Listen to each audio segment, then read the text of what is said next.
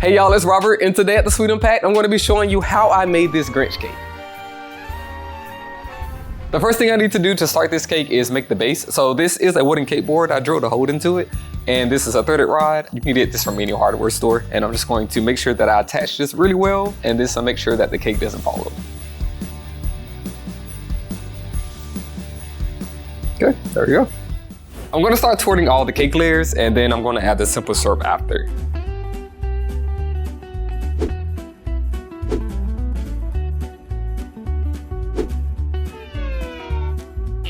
I'm going to start stacking up all of these cake layers with buttercream.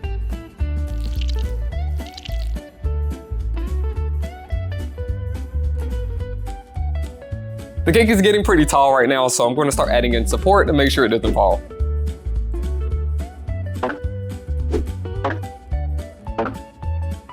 All of these dowels are now the same length, so they'll be able to hold up this cake and everything should still be level. Now I'm going to start stacking up the round 6-inch cakes, and I'm probably going to use more than what I actually need because I do have to carve it down.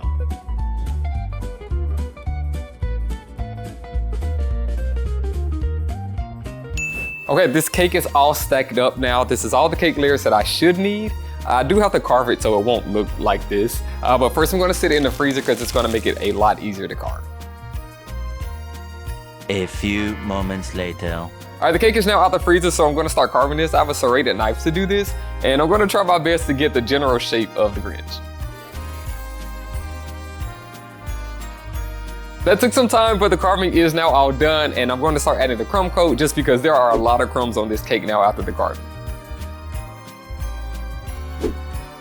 All right, for the ganache, I'm going to add in this hot heavy cream. Just going to let this sit for a few, and then I can mix this all up until it's all smooth. For the final coat, I'm using chocolate ganache like always. I'm just going to do this in sections because it's so much and I don't want the ganache to start to firm up on me before I can smooth it out. This isn't a normal shaped cake, so this is an acetate sheet. It's very flexible. It's the best way I can smooth this out than a regular cake goes.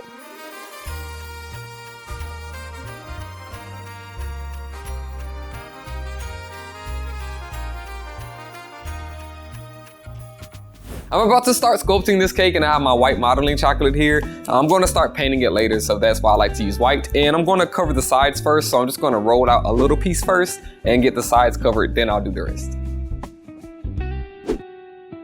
Before the modeling chocolate can be added, I'm going to steam the cake first. It's just going to help it stick to it. And I'm going to be careful not to do too much because this is chocolate, so it will melt if I get it too hot. All right, and I'm going to do these side panels first. I made these pieces bigger on purpose because now I'm going to use a knife to cut off the excess, and that way it's like a really clean fit.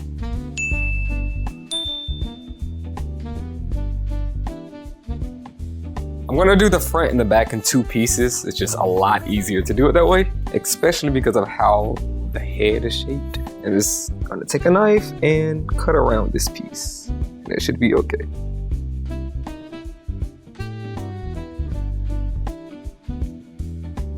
And this is modeling chocolate and it's heat sensitive, but I really do need to make sure it's pretty soft. So it's pretty warm in the room, and I like to heat it up with my hand a little bit too, just so I can make sure that I can really move it around like I need to.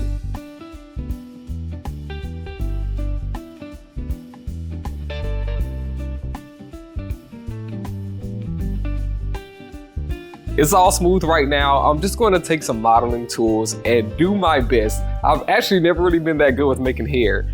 So we're going to find out how well I do this. But yeah, I'm just going to add a little bit more modeling chocolate and then use this modeling tool here to kind of create these brush strokes. Hopefully that makes this all come out. So let's hope for the best.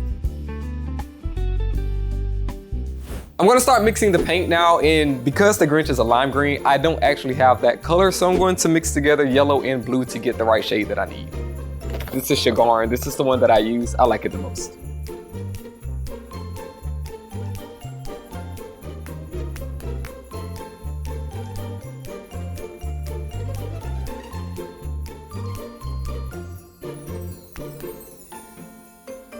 I really didn't know what color to make his nose because when I was looking up pictures for reference when making this, some pictures his nose was like a dark green or black, other pictures it was like a pink color. So I pretty much kind of combined them all to be like a shade of green, and it had like just a little touch of pink to it because I wasn't sure what to do.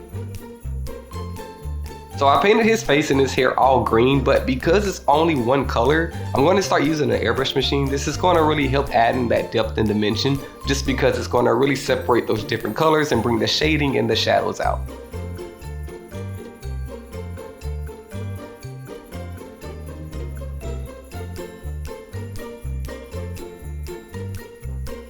I just realized that I picked the wrong shade of green for my shirt because I do not match this at all. Now I'm about to start doing the fur on the Santa's jacket, so I'm actually going to do it in layers instead of like one big piece. I think this is going to really give it a lot more detail, so I'm just going to start doing that.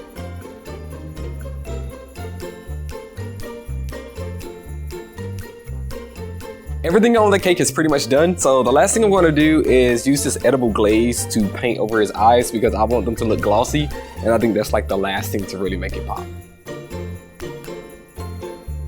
I'm also going to put some of this glaze on his like bottom lip. I think that'll be like a really cool effect. That makes the Grinch cake complete.